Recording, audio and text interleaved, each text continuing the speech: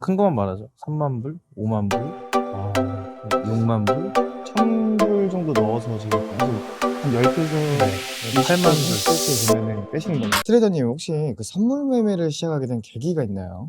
일단 처음에는 돈을 벌고 싶은 욕심도 있었지만 내가 과연 얼만큼 벌 수 있을지에 대한 고민이 좀 있었던 것 같아요. 그래서 뭐 주식이 됐던 코인이 됐던 이 시장이 늘 계속해서 움직이잖아요. 그래서 이게 과연 나한테 얼마만큼의 부를 만들어 줄 수 있을까? 그래서 이상하게 좀 초심자의 행운이었을까요? 처음에 정말 많은 돈을 벌 수가 있었어요. 그러니까 시드는 적었긴 했지만 지금으로 따져도 몇 배를 만들었으니까요. 그래서 좀 처음에 시작했던 것 같아요. 혹시 그럼 처음 자본 규모랑 목표 이런 것도 있으셨어요? 처음에는 누구나 소액으로 하겠지만 100만 원 정도로 했었던 것 같아요. 100만 원, 200만 원 뭐 이렇게 해서 한 1000만 원 정도를 만들었고, 그래서 아 이게 된다 싶어서 주택청약까지 깼었고, 그래서 한 1500만 원으로 했던 것 같아요. 그래서 그걸로 억대를 만들었었어요. 억대를 만들고 나니까 이거는 잘만 하면 내가 경제적 자유를 이룰 수도 있겠다. 이건 좀 괜찮은 투자 방법이다라고 생각이 들었고, 그래서 그때부터 좀 몰입을 했었던 것 같아요. 밖으로도 좀 잘 안 나가고 시장 분석하면서 움직였는데, 근데 이 시간은 그렇게 길게 안 갔죠. 와르르르 무너지는 건 한순간이었으니까요. 그럼 선물 매매를 하기 전이랑 지금의 경제 상황은 좀 어떠세요? 일단 저희 집은 뭐 개인사긴 하지만 한번 좀 무너졌었던 집안이에요. 그래서 스스로 좀 독립을 해야만 했었고, 근데 성인이 되자마자 꿈을 이루고자 뭐 해외도 이것저것 많이 돌아다녔었거든요. 근데 막상 한국에 들어오니까 친구들은 그 남들 하는 루틴 있잖아요. 군대 갔다 와서 대학교 졸업하고 입사 준비를 해서 대기업에 들어가는 루트들 다 그렇게 자리를 잡았더라고요. 근데 저는 한국에 돌아왔는데 아무것도 베이스가 없었어요. 그래서 이것저것 좀 전전하면서 많이 힘들었었던 것 같아요. 통장에는 100만 원 이상 있었던 적도 없었던 것 같고요. 네. 그럼 선물 시장에 누구나 뛰어들 때 환상을 갖고 뛰어들잖아요. 그쵸. 그럼 그 환상과 현실의 차이는 어떤 것 같으세요? 그 영화 유명한 대사 있잖아요. 현실은 시궁창.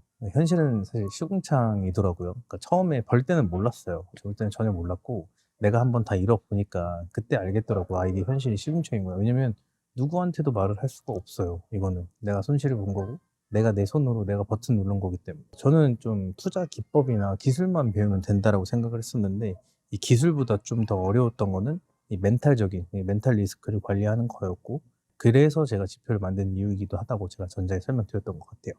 그럼 트레이딩을 하면서 가장 크게 음. 잃어본 경험은 언제세요?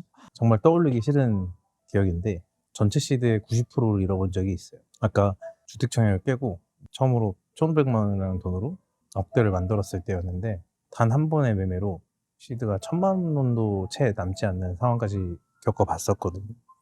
그날 이후로 저는 레버리지라는 거를 좀 존중을 하게 됐고, 이 시장이 얼마나 무섭고 시장에 대한 겸손함을 배우게 됐던 것 같아요. 그때 손실 보셨을 때 심리와 생활 변화는 어떻게 되셨죠?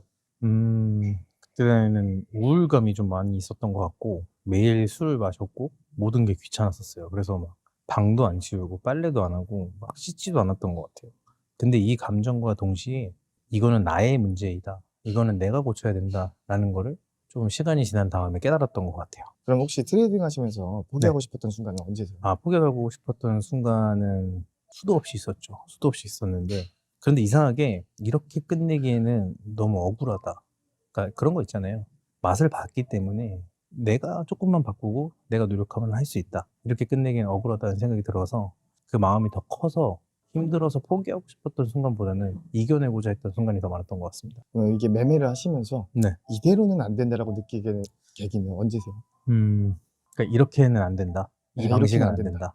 그게 이제 가장 크게 느꼈던 게 뭐냐면, 이 네. 손실의 이유가, 그러니까 내가 만약에 손실을 봤던 이유가 시장 때문이 아니고 내가 진짜 실수를 해서 일어난 실패라면, 네. 그때 그거를 인정한 순간이 좀 이대로 이렇게 하면 안 된다, 문제가 뭔가 있다.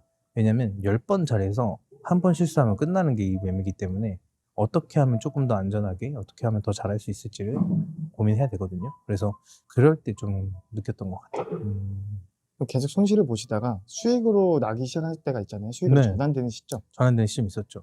네, 그 전환점이 혹시 아, 그때 당시에는 항상 뭐였냐면, 복귀하고 탐색하고 시스템을 만들려고 하고 밤새워서 프로그램을 한 다음에 지표를 제작을 하려고 하고 그러던 시기였는데, 이건 내 시나리오가, 그러니까 내가 분석했던 자리가 맞나? 이런 질문을 만들고 나서부터였던 것 같아요. 그러니까 뭐냐면, 내가 내 분석에 대해서 자신은 없지만 이게 맞나? 그러니까 내가 만든 시나리오대로 움직이나? 라고 관찰을 했던 순간이었던 것 같아요. 그래서 중요한 게 복귀, 그리고 내가 만든 시스템, 분석하는 시스템이죠.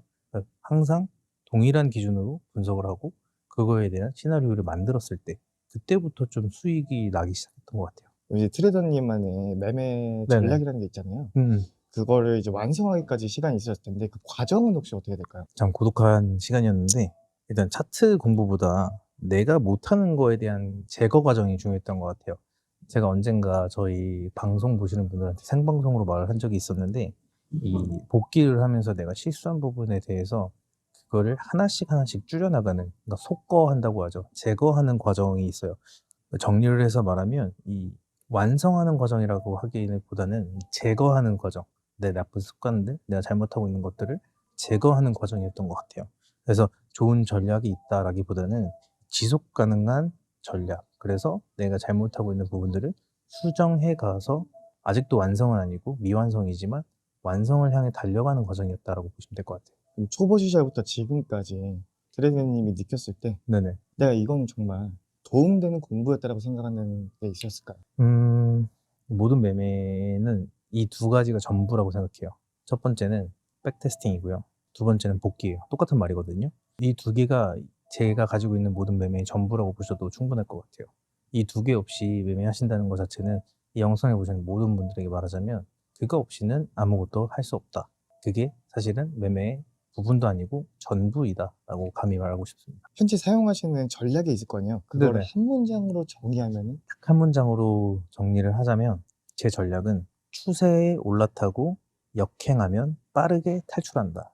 즉 뭐냐면 내가 만약에 추세를 탔다고 해서 넉넉고 허무맹랑한 목표가를 설정하는 게 아니라 특정한 목표가는 설정을 하되 이 손절가에 대해서는 차트 변화에 맞춰서 계속해서 내가 이 부분까지는 지켜주면 내가 들고 있을 거다.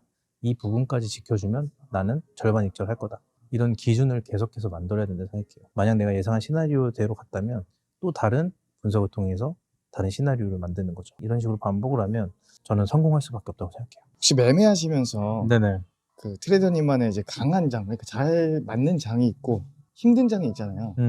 뭐 그런 거 좀 말씀해 주실 수 있으실까요? 모두가 똑같겠지만 추세에 강한 시장에서는 자신 있습니다. 왜냐면 애초에 추세 매매에 특화된 원웨이 지표라는 걸 만들었기 때문에 한번 추세만 받으면 이 추세에 맞는 세 자릿수 수익이 충분히 가능하거든요. 지금 말씀드리는 이 순간에서도 세 자릿수 수익을 실시간 방송으로 내어드리고 있기 때문에 오늘 촬영 날짜가 무슨 요일이죠? 오늘 목요일이요.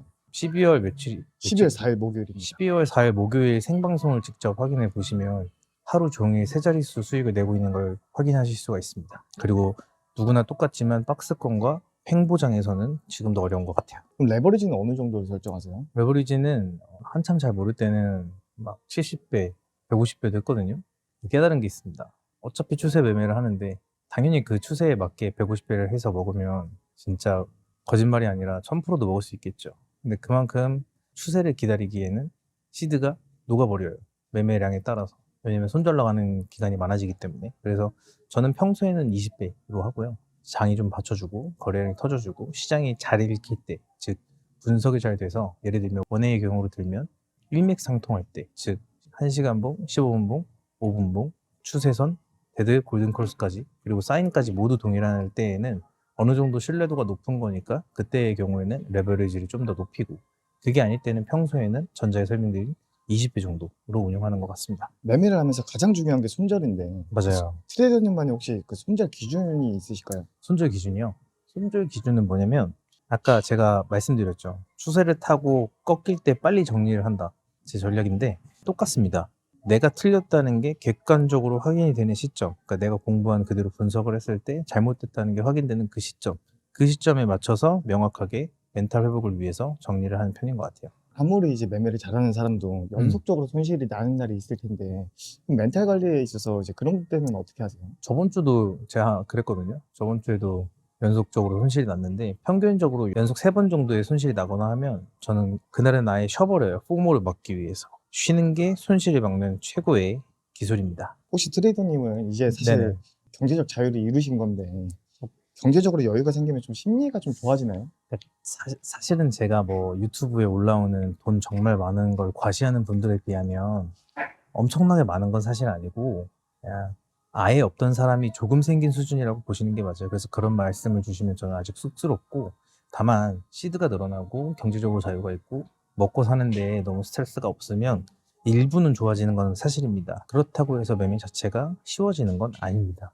돈이 많다고 매매가 쉬워지는 건 절대 아니라고 말씀을 드리고, 이 계좌의 크기와 리스크도 같이 증가한다고 보시면 될 것 같아요. 그럼 매매할 때 네. 여러 가지 감정이 들 텐데 맞아요. 그 중에서 가장 조심해야 될 감정은?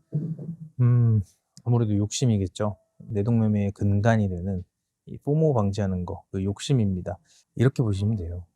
한 달 내내 잘하다가 그런 욕심으로 인해서 한 번의 실수를 하면 어떻게 보면 모두에게 시간은 공평하게 주어지잖아요.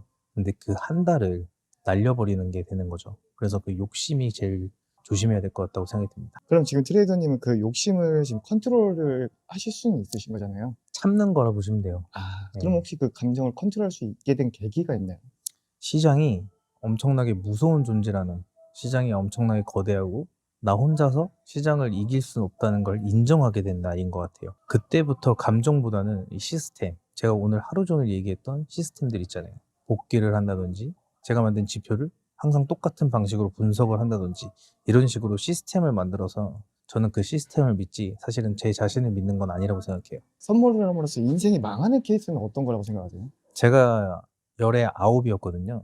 그들이 열심히 노력한 거에 비해서 저는 네. 좀 더 빠른 속도로 부를 좀 더 쌓았기 때문에, 제가 한번 시드를 다 잃어봤기 때문에 그거에 대한 공포는 아직 있는 것 같아요. 방금 출금한 건 거의 한 40만 불, 50만 불 정도는 될 거예요.